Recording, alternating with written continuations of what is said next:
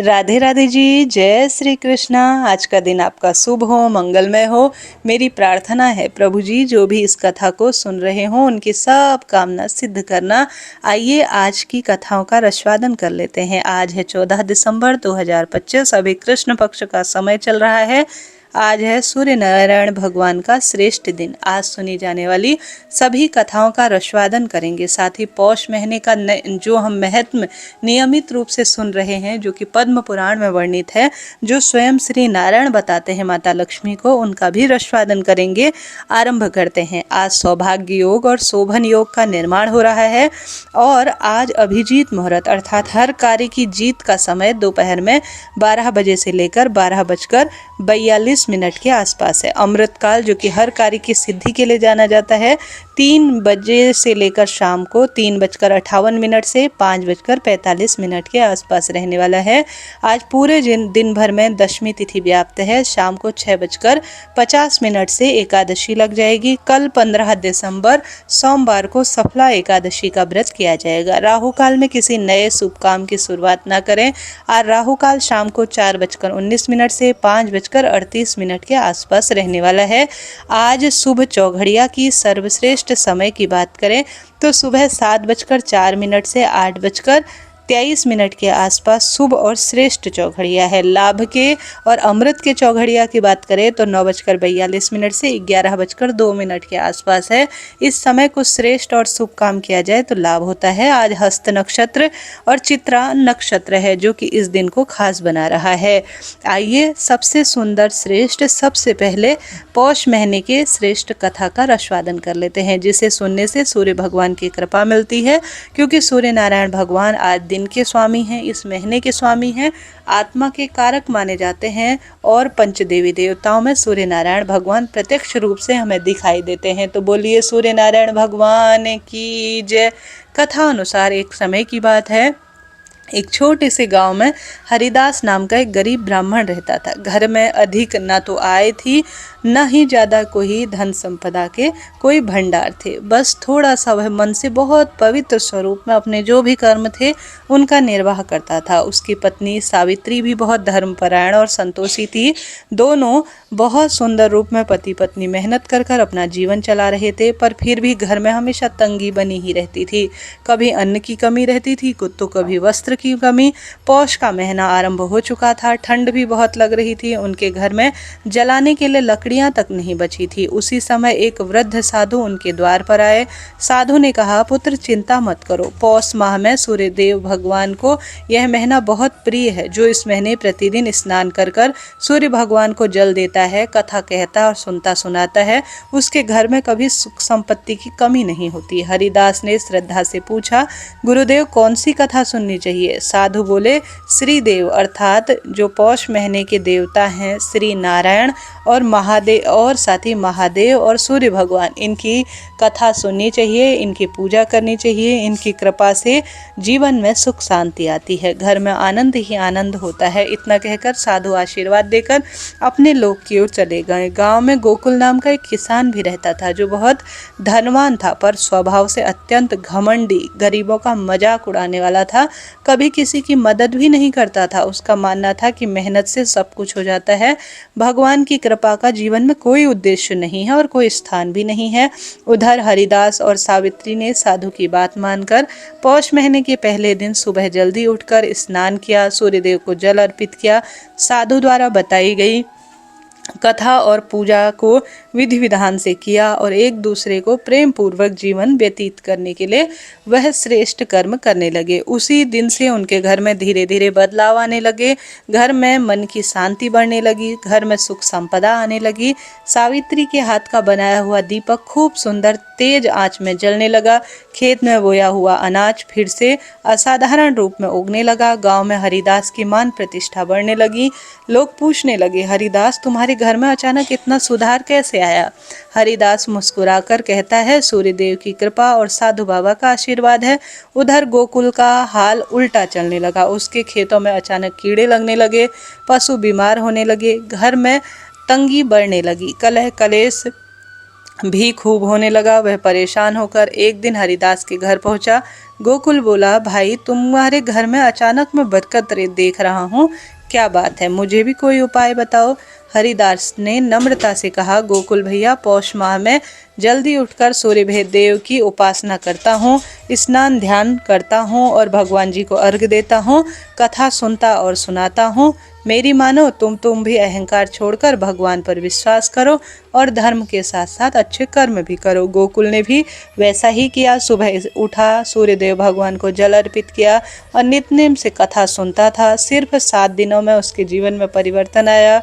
खेत फिर से हरे भरे हो गए, घर में शांति छा गई और बड़ी बात जो है, सबसे बड़ी बात कि गोकुल के मन से घमंड निकल गया और भगवान पर वह विश्वास करने लगा। अब वह हर दिन गरीबों की मदद करता, उनके सुख दुख में खड़ा रहता। पौष माह के अंतिम दिन गांव में एक तेज प्रकाश दिखाई दिया। हर कोई चौंक गया। तभी आसमान से एक दिव्य ऊर्जा आई और वह बोली, हे भक्तों, जो पौष माह में श्रद्धा से सूर्य भगवान की पूजा आराधना, श्री नारायण महादेव की पूजा आराधना करता है और जीवन में गरीब निर्धनों की मदद करता है, उसके जीवन से अंधकार दूर होकर प्रकाश ही प्रकाश फैलता जाता है। सब लोग नतमस्तक हो गए। हरिदास के घर में स्थायी रूप से सुख संपत्ति आ गई। गोकुल के मन में विनम्रता और भक्ति का भाव जागा और गांव में कभी भी अभाव किसी चीज का न रहा। उस दिन से सभी लोग पौष माह में प्रतिदिन इस कथा को सुनने की सभी ने परंपरा बनाई। सूर्य भगवान ने अपने भक्तों पर खूब कृपा बनाई, सभी को रोगों से मुक्ति किया और अन्न धन के सभी के जीवन में भंडार भरे। इसी तरह से यह सुंदर कथा है। कहानी अधूरी हो तो प्रभु जी उसे पूरी करना, पूरी हो तो मान रखना, सबके नित्य नेम को पूर्ण करना और व्रत को भी पूर्ण करना। प्रेम से बोलिए सूर्य भगवान की जय हो। प्रिय श्रोताजनों, यह सूर्य भगवान की कथा है। आज रविवार है। आज एक और सूर्य भगवान की कथा सुनने से जीवन में निरोगी काया मिलती है, मान प्रतिष्ठा बढ़ती है और अन्न धन के भंडार भरे रहते हैं। सबसे पहले यह दूसरी कथा भी सुन लेते हैं, फिर हम सभी श्रवण करेंगे पद्म पुराण के उत्तरखंड में वर्णित सबसे सुंदर कथा, जो कि बहुत रोचक होती है। हर बार हम उसे श्रवण करते हैं और एक नया ज्ञान लेते हैं, तो उसके लिए आप पूरा वीडियो सुनिएगा। उससे पहले सूर्य भगवान की कथा सुन लेते हैं। कथा अनुसार प्राचीन काल में एक बुढ़िया थी। वह नियमित रूप से सूर्य भगवान की पूजा आराधना किया करती थी। रविवार के दिन सूर्य उदय से पहले उठकर बुढ़िया स्नान इत्यादि से निवृत्त होकर आंगन को गोबर से लीपकर स्वच्छ करती। उसके बाद सूर्य भगवान की पूजा करते हुए रविवार व्रत कथा सुनकर सूर्य भगवान को भोग लगाकर दिन में एक ही समय भोजन किया करती थी। सूर्य भगवान की अनुकंपा से बुढ़िया को धीरे धीरे किसी भी प्रकार की चिंता और कष्ट नहीं था। धीरे धीरे उसका घर परिवार धन धान्य से बढ़ गया। उस बुढ़िया को सुखी देखकर उसकी पड़ोसन उससे जलने लगी। बुढ़िया ने कोई गाय नहीं पाल रखी थी क्योंकि वह वृद्ध थी, अतः वह अपने पड़ोसन के आंगन से जो बंधी हुई गाय थी उससे थोड़ा गोबर लाती थी। पड़ोसन ने कुछ सोचकर अपनी गाय को भीतर बांध दिया। रविवार को गोबर न मिलने पर बुढ़िया अपना आंगन नहीं लीप सकी। आंगन न लीप पाने के कारण उस बुढ़िया ने सूर्य भगवान को भोजन भी नहीं कराया, अर्थात भोग नहीं लगाया, और उस दिन भी उसने कुछ भी खाया पिया नहीं और भूखी प्यासी सो गई। सूर्यास्त होने पर बुढ़िया माई बेसुध सी हो गई। एक तो वृद्ध थी, एक तो सर्दी के दिन और भूखी प्यासी रही। प्रातःकाल सूर्य उदय से पूर्व उस बुढ़िया की आंखें खुली तो अपने आंगन में देखती है एक सुंदर गौ माता बछड़े के साथ बंधी हुई है। सब हैरान हो गए। गाय को आंगन में बंधा देखकर उसने जल्दी से उस गाय के लिए चारे की व्यवस्था की। पड़ोसन ने उस बुढ़िया के आंगन में बंधी हुई सुंदर श्वेत गाय को देखा, बछड़े को भी देखा तो और जलन करने लगी। तभी गाय ने सोने का गोबर दिया। गोबर को देखकर ही पड़ोसन की आंखें फटी की फटी रह गई। पड़ोसन ने उस बुढ़िया को आसपास न पाकर तुरंत उस गोबर को उठाया और अपने घर ले गई और अपनी गाय का गोबर वहां रखाई। सोने के गोबर से पड़ोसन कुछ दिनों में धन धान्य से सुंदर रूप में भर गई।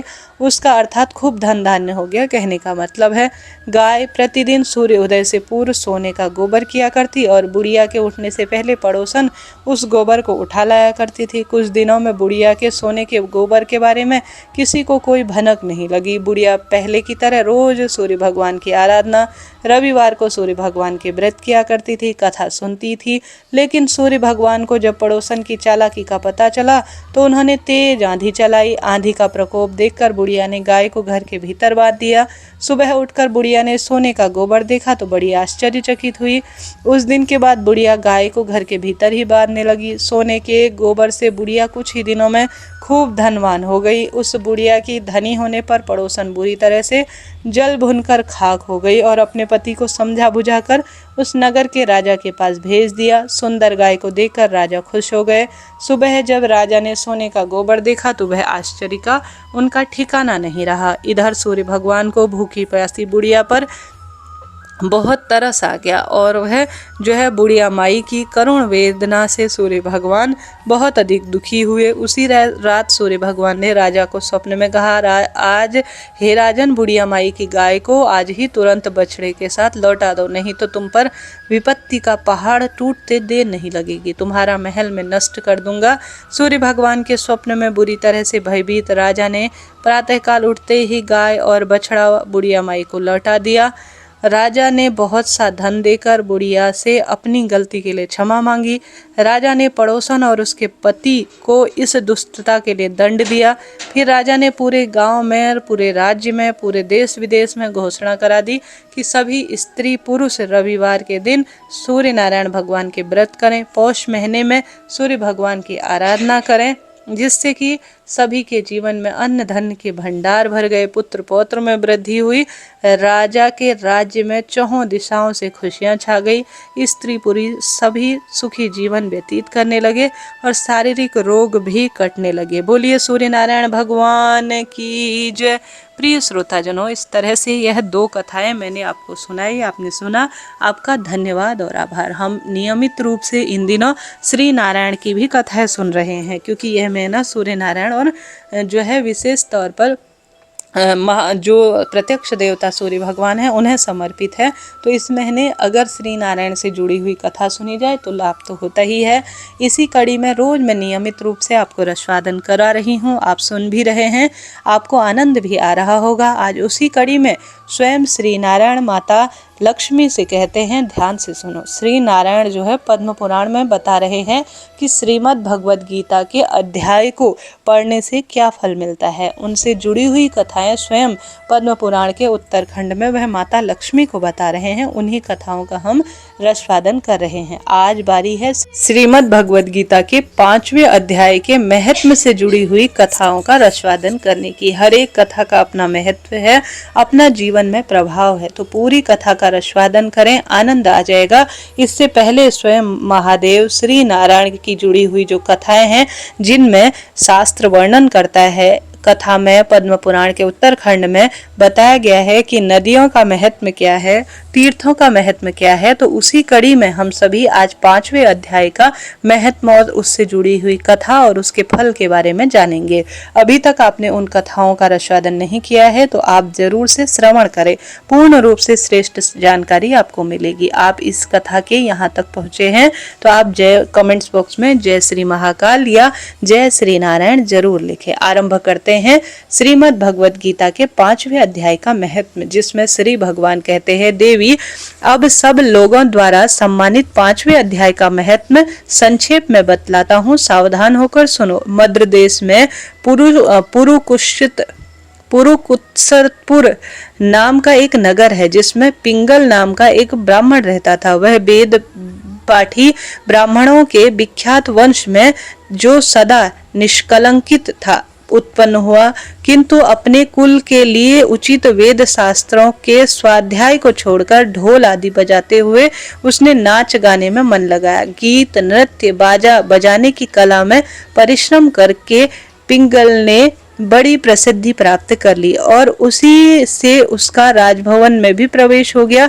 अब वह वहां के राजा के साथ रहने लगा, पराई स्त्रियों को बुलाकर उनका उपयोग भी किया करता था। स्त्रियों के सिवा और कहीं उसका मन नहीं लगता था। धीरे धीरे अभिमान बढ़ जाने से वह एकांत में जाकर दूसरों के दोष भी राजा को बतलाने लगा। पिंगल की स्त्री थी जिनका नाम अरुणा था। वह नीच कुल में उत्पन्न हुई थी और कामी पुरुषों के साथ विहार करने की इच्छा से सदा उन्हीं की खोज में घुमा करती थी। उसने पति को अपने मार्ग का कंटक समझकर अर्थात कांटा समझकर एक दिन आधी रात में घर के भीतर ही उसका सिर काटकर मार डाला और उसकी लाश को जमीन पर गाड़ दिया।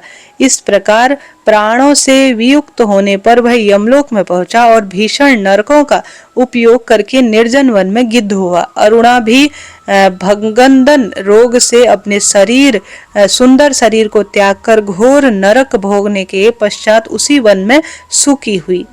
एक दिन वह दाना चुनकर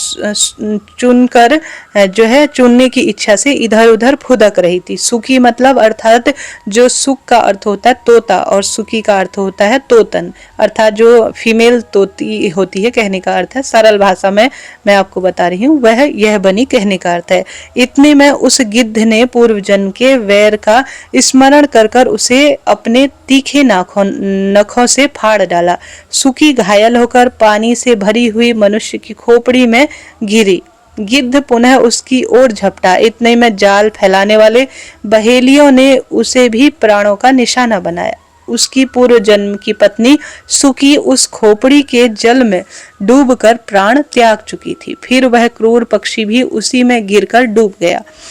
तब यमराज के दूत उन दोनों को यमराज के लोक में ले गए। वहां पर पूर्वकृत कर्मों को याद कर कर दोनों मन ही मन भयभीत हो रहे थे। इसके उपरांत यमराज ने जब उनके घृणित कर्मों पर दृष्टिपात किया तब उन्हें मालूम हुआ कि मृत्यु के समय अकस्मात अर्थात अचानक से खोपड़ी के जल में स्नान करने से इन दोनों के पाप नष्ट हो चुके हैं। तब उन्होंने उन दोनों को मनवांछित लोक में जाने की आज्ञा दी। यह सुनकर अपने पापों को याद करते हुए वह दोनों बड़े आश्चर्य में पड़े और पास जाकर धर्मराज जी के चरणों को प्रणाम कर कर पूछने लगे, भगवान, हम दोनों ने पूर्व जन्म में अत्यंत गलत घृणित पाप का संचय किया है, फिर हमें मनवांछित लोक में भेजने का क्या कारण है, बताइए। तब यमराज जी ने कहा, गंगा के किनारे वट नामक एक उत्तम ब्रह्मज्ञानी थे। वह एकांत वास में और एकांत सेवी, ममता रहित, शांत, विरक्त और किसी भी द्वेष न रखने वाले, प्रतिदिन गीता के 5वें अध्याय का जप करना उनका सदा का नियम था। 5वें अध्याय को श्रवण कर लेने पर महापापी पुरुष भी सनातन ब्रह्म का ज्ञान प्राप्त कर लेता है। उसी पुण्य के प्रभाव से शुद्ध चित्त होकर उन्होंने अपने शरीर का परित्याग किया था। गीता के पाठ से उनका शरीर निर्मल हो गया था। जो आत्मज्ञान प्राप्त कर चुके थे उन्हीं मानव की खोपड़ी का जल पाकर तुम दोनों पवित्र हो गए हो। अतः तुम दोनों मनवांछित लोक की ओर जाओ, क्योंकि गीता के 5वें अध्याय के महत्व से तुम दोनों शुद्ध हो गए हो। श्री भगवान कहते हैं, सबके प्रति समान भाव रखने वाले धर्मराज जी के द्वारा इस प्रकार समझाए जाने पर वह दोनों बहुत प्रसन्न हुए और विमान पर बैठकर बैकुंठ धाम की ओर चले गए। बोले श्री कृष्ण भगवान की जय। कितनी सुंदर बात कही है ना। आप सब जानते होंगे श्रीमद् भगवद गीता, जो कि श्री नारायण के सुंदर स्वरूप भगवान श्री कृष्ण ने अर्जुन को बताई है, वह जीवन जीने का सार बताती है। तो क्या प्रभाव होता है श्रीमद् भगवद गीता को पढ़ने से, उसके 5वें खंड को पढ़ने से, 5वें जो है महत्व का अध्ययन करने से। श्री नारायण ने इस कथा में हमें बतलाया है। 2 पापी थे, बिल्कुल पर संगति किया करते थे, समय समय पर राग द्वेष से परेशान थे और उनको यमल यातनाएं मिलना आरंभ हो चुकी थी। परंतु वह एक मनुष्य के इस तरह से जो सदाचारी पुरुष थे, जो कि सदा सर्वदा श्रीमद् भगवद गीता का अध्ययन किया करते थे, उनकी संगत में आए और उनके प्रभाव स्पर्श मात्र से उनकी मृत्यु के बाद उनकी खोपड़ी के जल में वह पूर्ण रूप से श्रेष्ठ स्वरूप में प्राप्त हो गए। बोलिए श्री कृष्ण भगवान की जय। इतना महत्व है जी, इतना सुंदर व्याख्यान यहाँ पर मिलता है कि क्या फल मिलता है। जो हम पूजन पाठन करते हैं, श्रेष्ठ रोज अध्ययन करते हैं, धर्म कर्म करते हैं, वह आज नहीं हमेशा हमारे साथ चलता है। हमारे साथ में कोई भी आ रहा है, हमारा ऑरा इतना मजबूत बन जाता है, हम इतने शुद्ध हो जाते हैं कि हमारे स्पर्श से अन्य व्यक्ति भी शुद्ध हो जाते हैं। इस कथा से हमें यह ज्ञान मिलता है। तो कभी भी श्रेष्ठ रूप में पढ़ा गया, सुना गया, समझा गया कोई भी ज्ञान कभी खाली नहीं जाता है। हमने यही जाना है। आप सभी के साथ में भी पद्म पुराण के इन खंडों का रसवादन कर रही हूँ। इसी बहाने से मेरा और आपका ज्ञान बढ़ रहा है। आप सभी धन्यवाद के पात्र हैं कि आपके उससे मैं भी इन सभी का रसवादन कर पा रही हूँ और आपको सुना रही हूँ। आप सभी भी सुन रहे हैं, आपका धन्यवाद और आभार। आज की जानकारी आपको कैसी लगी जरूर बताइए। आइए आज सूर्य भगवान से संबंधित हम सभी आदित्य हृदय स्रोत का हिंदी में पाठ भी कर लेते हैं। मेरे साथ आप सभी भी बोलिए, सूर्य नारायण भगवान की जय। आरंभ करते हैं हिंदी में आदित्य हृदय स्रोत का पाठ करना। आप सभी जानते होंगे आदित्य हृदय स्रोत अगस्त ऋषि की रचना है और भगवान सूर्य को समर्पित यह स्रोत शक्ति और बुद्धि का संचार करने वाला है। यह स्रोत मुनि अगस्त ने जब भगवान श्री राम युद्ध से थक हार कर खड़े थे तब श्री रामचंद्र जी से कहा था। इस स्रोत का पाठ करना प्रतिदिन बहुत शुभ और लाभदायक माना जाता है।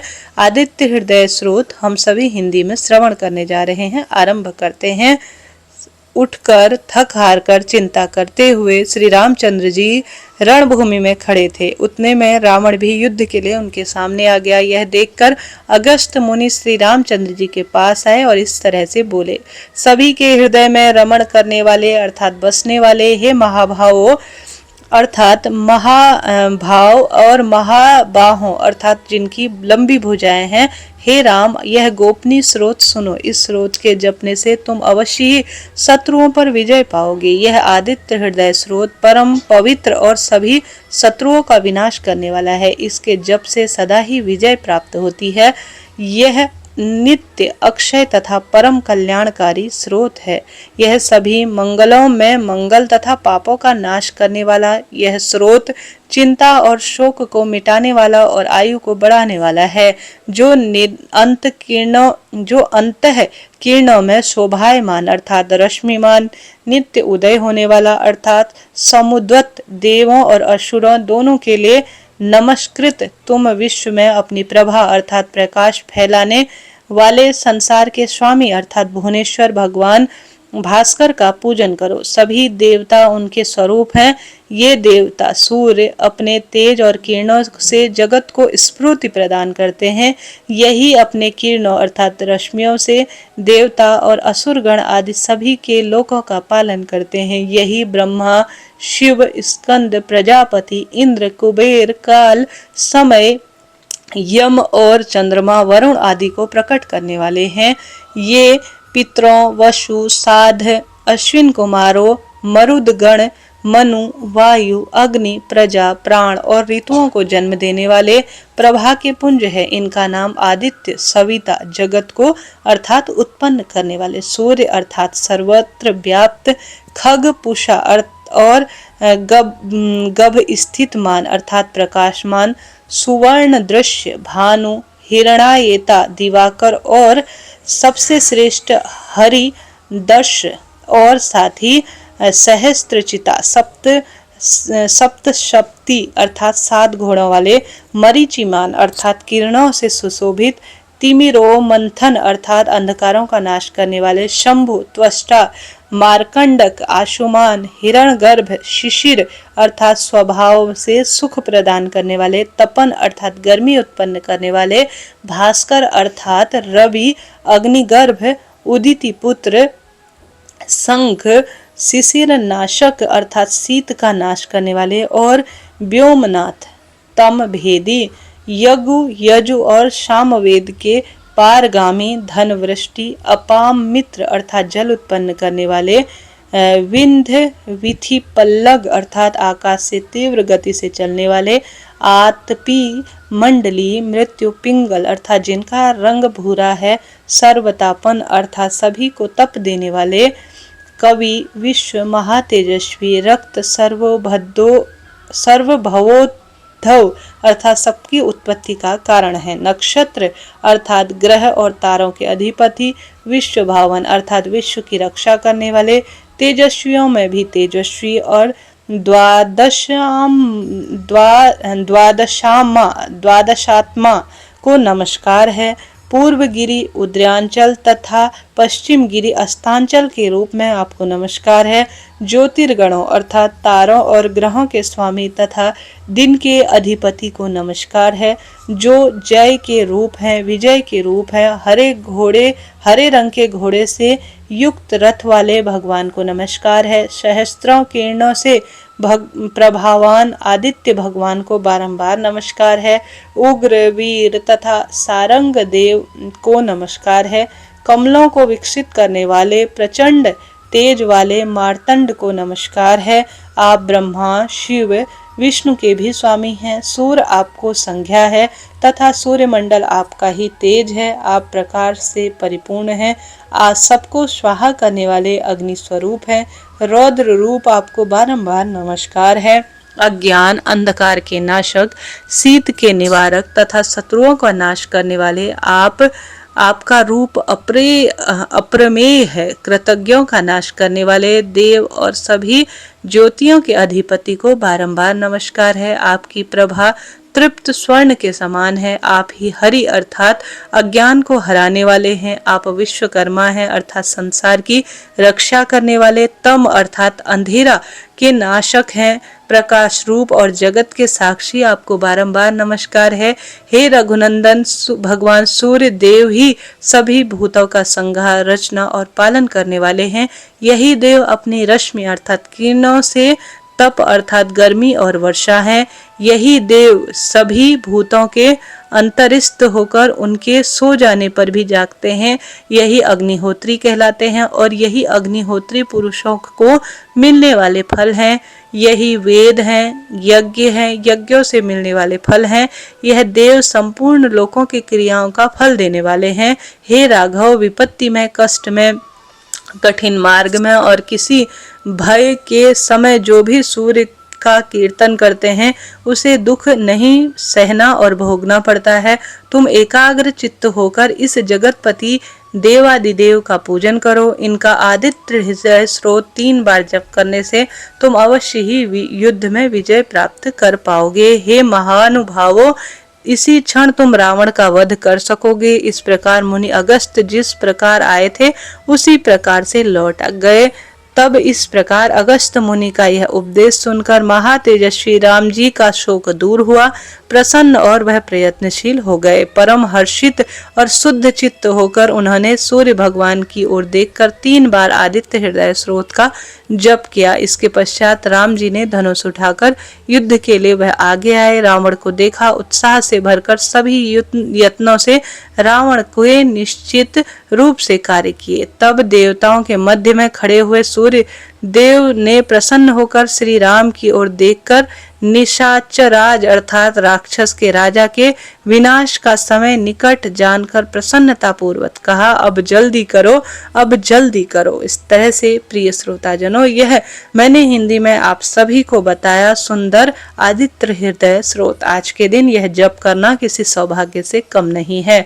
आपने सुना, आपका धन्यवाद और आभार। आप सभी के लिए मेरी मेहनत सुंदर रूप में फलित हुई हो, आपको आनंद आया हो तो कमेंट्स बॉक्स में कुछ ना कुछ प्रभु आराधना करते हुए जरूर लिखें।